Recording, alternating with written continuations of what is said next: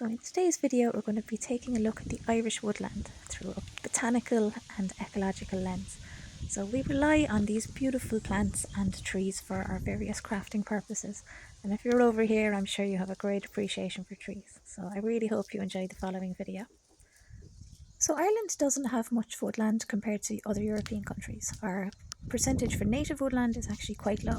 However, remember, most trees that grow here are fast growing trees compared to the rest of the world. So there are places where, like think of Lignum vitae, one of the strongest woods in the world. It takes an extremely long time to grow. So if you're trying to reforest your area with that as your native tree, you're in a difficult position. But we've got very fast growing trees, and even myself in 5 years got a mini little forest. So let's have a look at the Irish forest ecosystem. First, let's have a look at the general context of the world.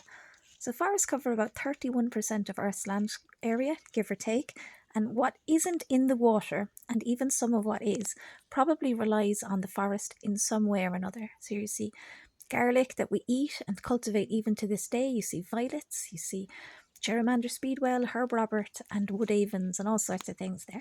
So these are not just pretty plants, these are living creatures. So remember, most life shares a common ancestor, and we share some things in common with plants that really surprise you, such as how stem cells work and stuff like that. So plants have extra stuff going on, like meristem cells, but in terms of just basic ecology, what we can learn about ourselves from looking at nature is just unspeakably interesting. So, as I was saying, forests cover 31% of Earth's land area. Much of what's in the forest is actually small plants and not trees, so like the little wildflowers I just showed you a second ago. So they put out lovely scents and smells that make us very attracted to them, such as this lovely garlic. But many of those scents and smells exist to deter herbivores and attract insects. And to the plant, we're very much somewhere in the middle, as something that can and does willfully pollinate it, but also does a lot of damage. So it's really interesting how plants deal with humans on the evolutionary timescale. Lovely elder tree there. So wild mint, for example, is found in damp areas of the forest, and it releases that strong minty aroma when its leaves are crushed. So if a plant releases the smell when the leaves are crushed, it's likely, but not always, to be a defense compound, so such as a volatile organic compound.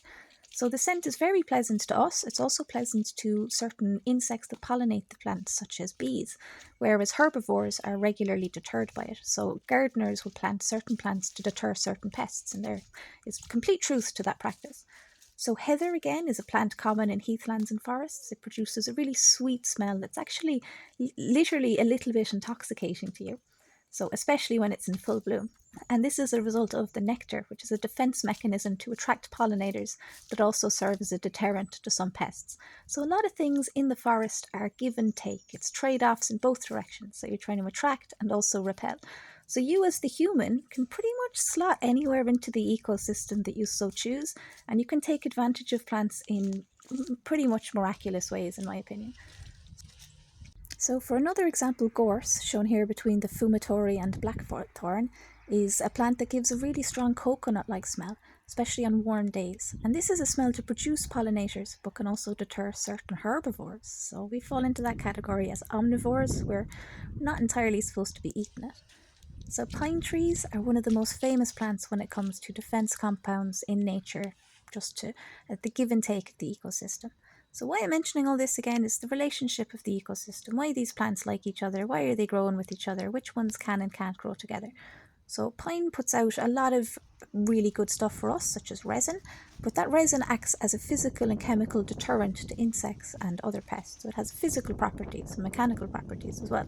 So nature is very, very interesting in that way, where some things are very helpful, some things are very harmful, but it just depends on which side of the spectrum you're on. So a lot of stuff that's like rot and decay to us is really beneficial to mushrooms. So I guess we're going to have to talk about those since we're talking about the forest. So here you see some Auricularia auriculajudae upon an elder tree. This is my favourite mushroom on my favourite tree. I guess you can say it's a good day. So the mycorrhizal relationship in the forest is really interesting. So let's break down those words. Myco, like from mycology, so that's mushroom, and then rhizal, so think of rhizome, like roots. So mycorrhizal is the fungus-root relationship in the forest. And this is really important for the symbiotic relationships that facilitate nutrient exchange. So the European beech and sessile oak and giant elders in these videos, these are all connected and sharing nutrients with each other.